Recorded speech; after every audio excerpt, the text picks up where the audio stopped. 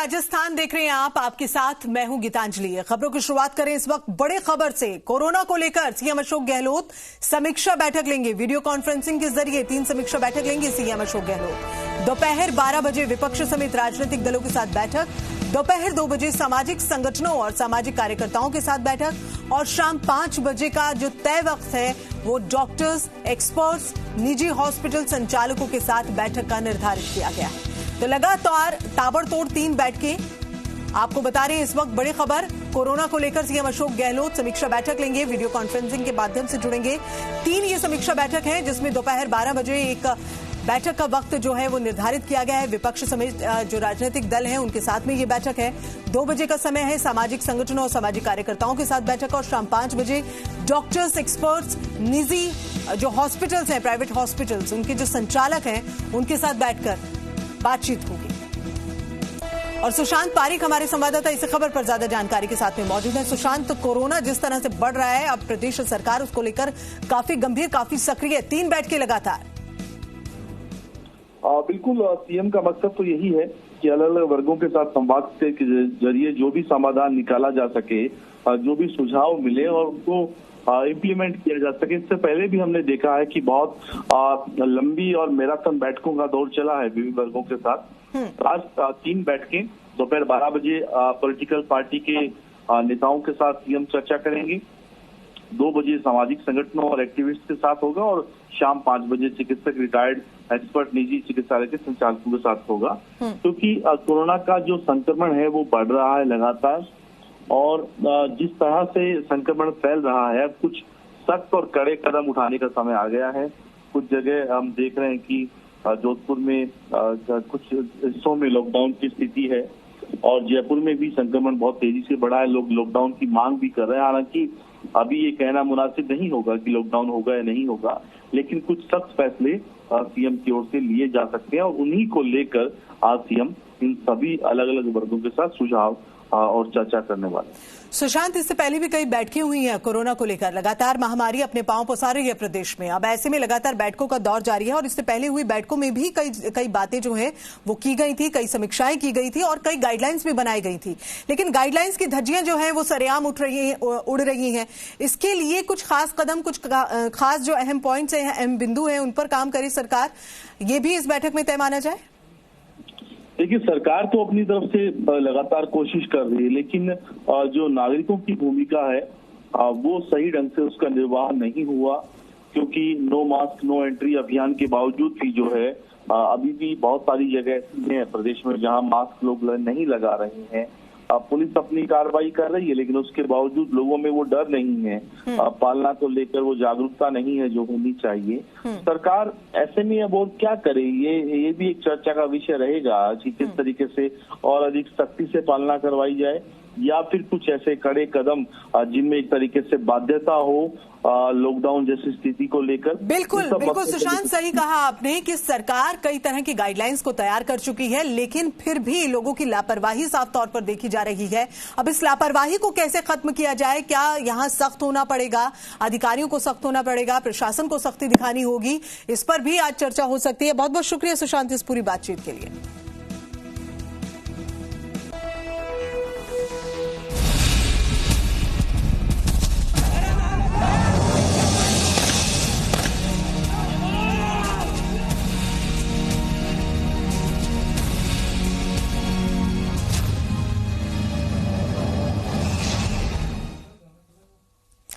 और शिक्षक भर्ती 2018 के सामान्य वर्ग के खाली 1167 पदों पर एसटी के अभ्यर्थियों की नियुक्ति की मांग को लेकर डूंगरपुर में आज भी बवाल जारी है। 42 घंटे बीत चुके हैं।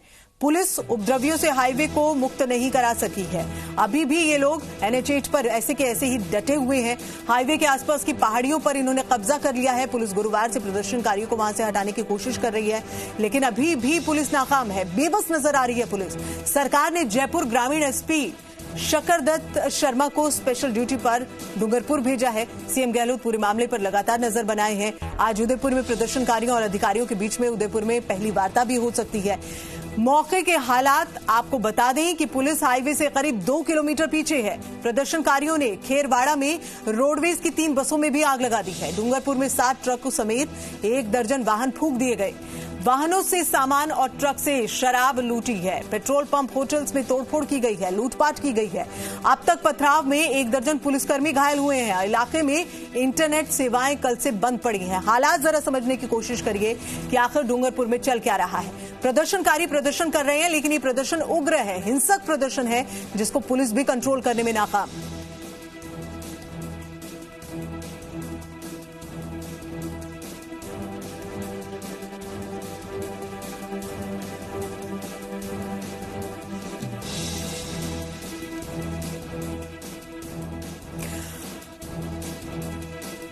तो अब कई सवाल यहां पर हैं और ये सवाल है कि क्या ऐसे उत्पाती शिक्षक बनने के लायक हैं जो कहते हैं कि हमें शिक्षक बनना है, जो आने वाले बच्चों को शिक्षा देंगे। किस तरह की शिक्षा देंगे अगर खुद ही हिंसा पर उतरे हैं? शिक्षक ही जब पत्थर उठाने लगे तो फिर आगे क्या होगा? क्या हिंसक आंदोलन के पीछे कोई बड़ी साजिश है? ऐसे भी जो सवाल हैं वो उठ रहे हैं। और आंदोलनकारियों को भड़काने का आखिर मकसद क्या है? क्या ये आंदोलन केवल आंदोलन भर है? क्या महज प्रदर्शन भर है? या ये हिंसक होता प्रदर्शन कुछ और बयां कर रहा है? मामला कोर्ट में है, फिर भी प्रदर्शन क्यों? हालांकि इस पर हाईकोर्ट कह चुका है कि इसमें नियुक्तियां होनी चाहिए, लेकिन सरकार इस पर अपनी कई दलील रख रही है और इसी तालमेल को बैठाने की कोशिश इन प्रदर्शनकारियों से हो रही थी। लेकिन वो तालमेल बैठता, वो सामंजस्य बैठता, उससे पहले ही ये प्रदर्शनकारी उग्र हो गए और इन्होंने उग्रता से अपने प्रदर्शन को करना शुरू किया। पत्थरबाजी की, तोड़फोड़ की, बसों में आगजनी कर दी है, पुलिस की गाड़ियां फूंक दी हैं, पुलिस पर पथराव किए हैं, एएसपी इस दौरान घायल हुए हैं। अंदाजा लगाइए, ये प्रदर्शन नहीं है। क्या इस प्रदर्शन को राजनीतिक संरक्षण प्राप्त है? सवाल अब ये भी उठ रहे हैं। आखिर ये आंदोलन किस तरह का आंदोलन है? आखिर ये प्रदर्शन किस तरह का प्रदर्शन है?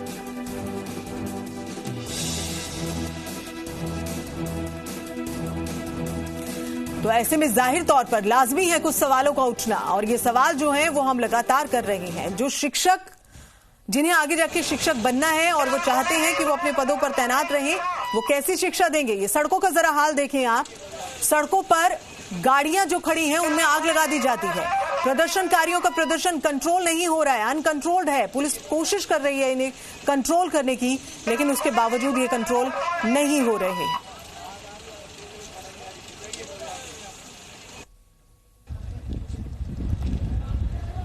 तो ये जो धुएं का गुब्बार आप देख रहे हैं आसमान में, ये दरअसल गुब्बार धुएं का है और ये किस वजह से है ये भी हम आपको बता दें। दरअसल ये धुआं है उन गाड़ियों के जलने का जिन्हें इन प्रदर्शनकारियों ने फूंक दिया है। इन गाड़ियों में कई बसें भी हैं और इन गाड़ियों में पुलिस के वाहन भी हैं। पुलिस जो वहां पर मौजूद थी, जो तैनात थी, उसको भी निशाना बनाया गया है। जितने पुलिसकर्मी थे, कई पुलिसकर्मी वहां पर घायल हुए हैं। एएसपी जैसे हम जानकारी आपको दे रहे हैं वो भी घायल हुए हैं इस दौरान, लेकिन ये प्रदर्शन रुकने का नाम नहीं ले रहा है। अब इसमें बातचीत होनी चाहिए। खुद सीएम अशोक गहलोत कहते हैं कि इस पर बातचीत होगी। आज का तय समय था कि बातचीत होगी, लेकिन उस तय समय की भी प्रतीक्षा जो है इन प्रदर्शनकारियों ने नहीं की है। अपने प्रदर्शन को जस का तस उग्र ही रखा है।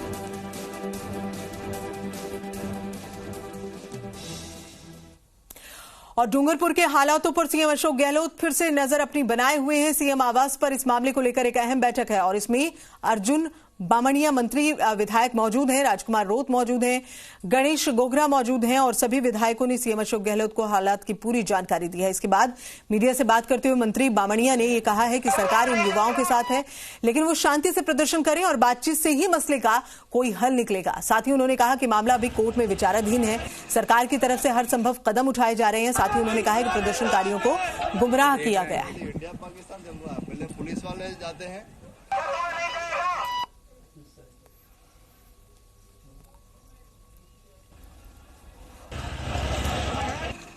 तो देखिए पूरा इलाका डूंगरपुर का छावनी में तब्दील है। एनएच यानी कि हाईवे पर ट्रैफिक जैम किया और ये सामने आप देख सकते हैं तस्वीरों में, बस जो है उसे फूंका गया है।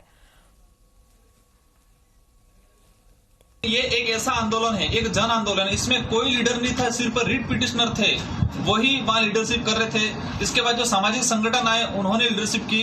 कल पहली बार हमने जो 10 लोगों की टीम बना के डेलीगेशन उन लोगों के पास भेजा है कि आप उनसे चर्चा करें। उनकी जो वार्तालाप प्रशासन और हमारे बीच में और अभ्यर्थियों के बीच में ये वार्तालाप के लिए हमने डेलीगेशन भेजा है। इसमें कोई लीडरशिप नहीं था। अभी लीडर एक डेलीगेशन तैयार किया, वो डेलीगेशन प्रशासन और बच्चों के बीच में कॉम्बिनेशन बनाने का काम कर रहा है। तो सीएम साहब ने भी आज मंत्री जी थे, बीटीपी के 2 विधायक थे, हमने बात की है और सीएम साहब भी इसके लिए बिल्कुल साथ हैं। हम भी उन अभ्यर्थियों के साथ हैं और इसका मुझे लगता है कि ये हर भर्ती में कहीं न कहीं एसटी के साथ कहीं न कहीं धोखा हो रहा है। हर भर्ती में जरूर कहीं न कहीं उनको कोई मिसफिट हुई होगी या किसी ने गुमराह किया होगा। उनकी जो कन्फ्यूजन है उस कन्फ्यूजन को दूर करते हुए ये प्रकरण न्यायालय में गया हुआ है। न्यायालय को देखते हुए लीगल एडवाइजर से राय लेके उनको जो भी संतोषजनक बात होगी वो करेंगे। और झालावाड़ के डग में पुलिस टीम पर फायरिंग का मामला, घायल पुलिसकर्मी माता दीन की हालत गंभीर है। देर रात झालावाड़ से कोटा के लिए उन्हें रेफर किया गया था। एनडीपीसी एक्ट के आरोपी आरिफ को पकड़ने के लिए पुलिस गई थी और इस दौरान बदमाश के साथियों ने पुलिस पर फायरिंग की थी। इस फायरिंग पर बदमाश को पुलिस से छुड़ाकर ले गए हैं और आरोपियों की तलाश में अब पुलिस जुटी है। झालावाड़ पुलिस पूरे मामले की तलाश में जुटी है, इन आरोपियों की तलाश में जुटी है, पूरे मामले को छान रही है। झालावाड़ के डग में पुलिस टीम पर फायरिंग के मामले में घायल पुलिसकर्मी माता दीन की हालत गंभीर है। देर रात झालावाड़ से कोटा उन्हें रेफर किया गया था।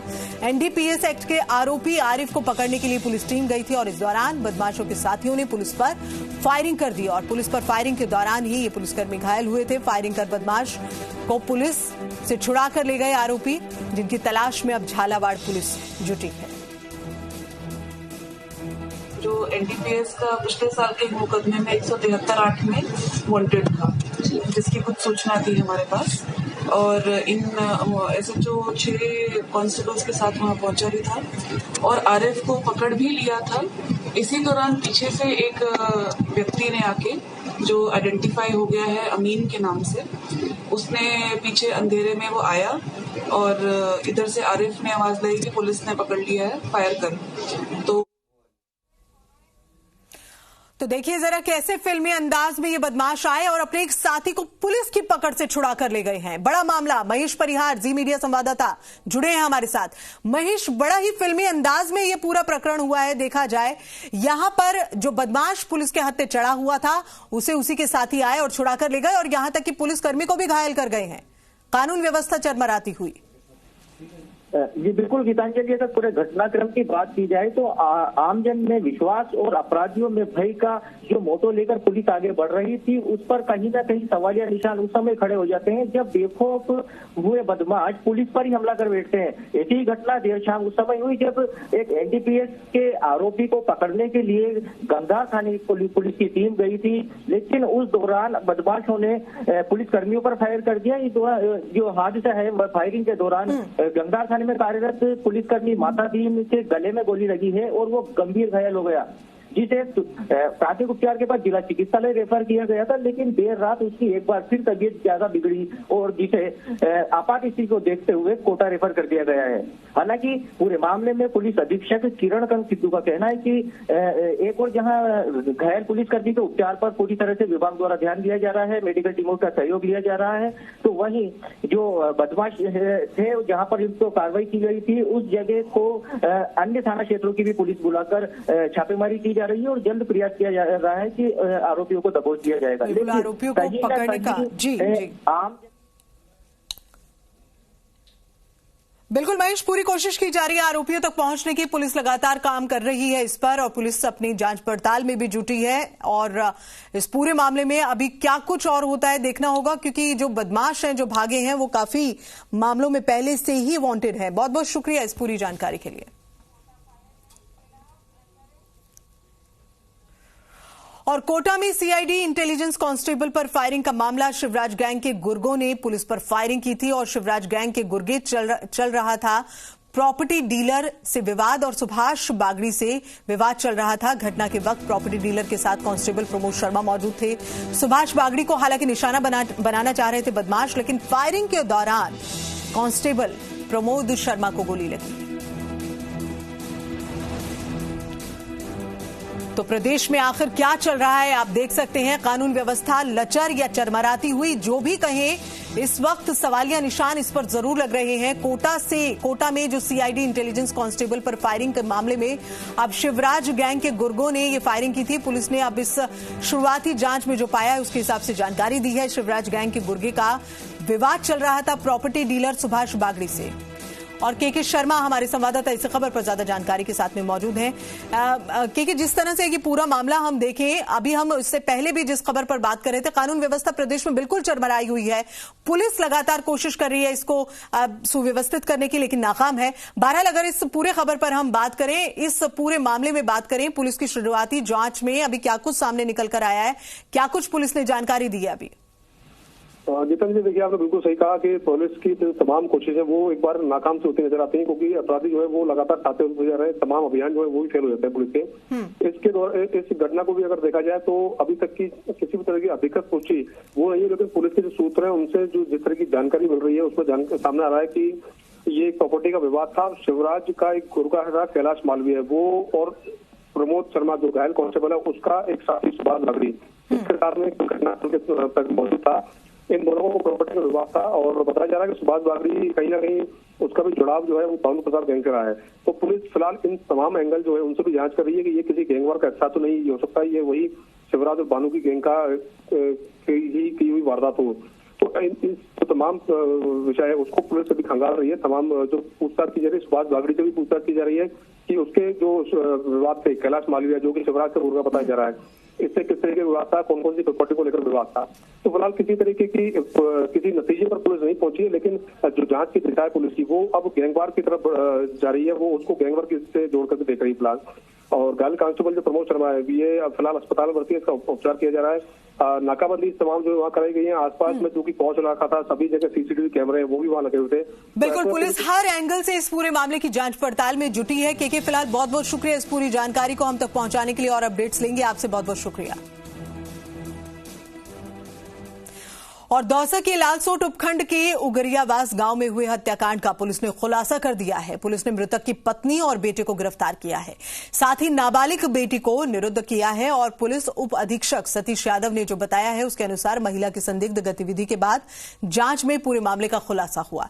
पुलिस को 8 सितंबर को सुबह उगरियावास गांव में बाजरे के खेत में एक युवक का शव मिला। पुलिस ने बताया कि मौका स्थल पर छानबीन के दौरान मृतक के शव के नीचे दुपट्टे के धागे मिले। उसी दुपट्टे के धागे से मिलता हुआ दुपट्टा मृतक के घर में भी मिला, जिसके बाद पुलिस ने मामले का खुलासा किया। पुलिस ने बताया कि मृतक ने अपनी पत्नी को थप्पड़ मारा था, जिसके बाद तैश में आकर महिला ने दुपट्टे से पति का गला घोंट दिया और शव को दफना दिया। इसके बाद अपने बेटे के साथ मिलकर पति के लापता होने का नाटक किया और पुलिस में इस मामले को दर्ज करवाया।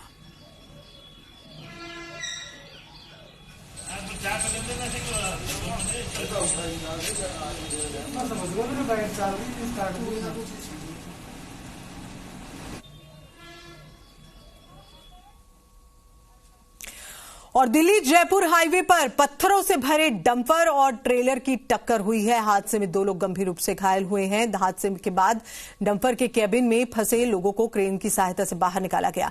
दोनों को अस्पताल में भर्ती कराया गया है। हादसे के बाद हाईवे पर लंबा ट्रैफिक जैम लगा है। हादसा सुबह 5 बजे हुआ। पत्थरों से भरे डंपर और लकड़ी से भरे ट्रेलर की टक्कर हुई है। इसके बाद में डंपर से भरे पत्थर हाईवे पर बिखर गए। क्रेन की मदद से इन्हें हटाया गया।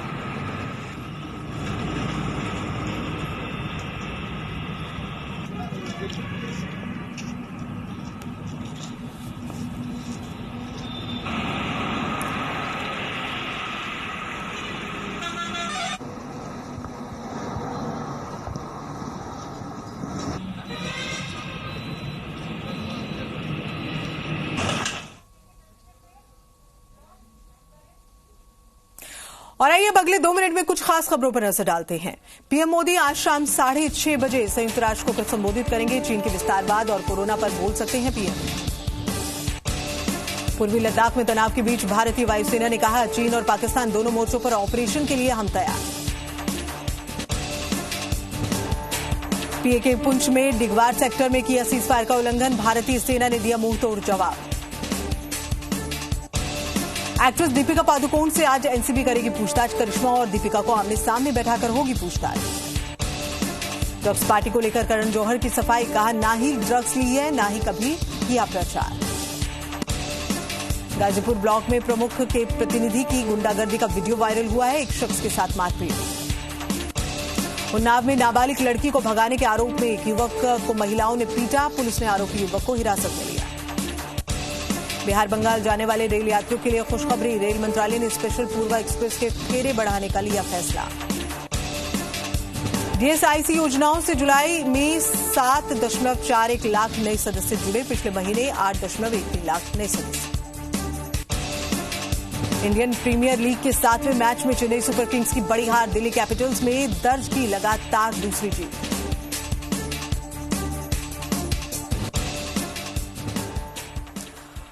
और आपनो राजस्थान में इसी के साथ इतना ही, फिलहाल एक छोटा सा ब्रेक, चल लौट रहे हैं।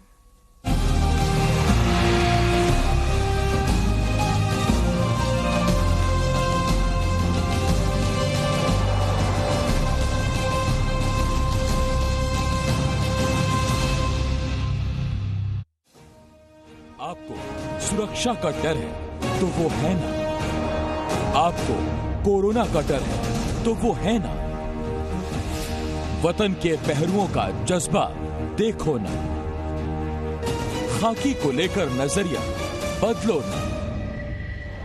सी राजस्थान करेगा खाकी में वीरों का सम्मान, शान ए राजस्थान जल्द आ रहा है सिर्फ सी राजस्थान पर।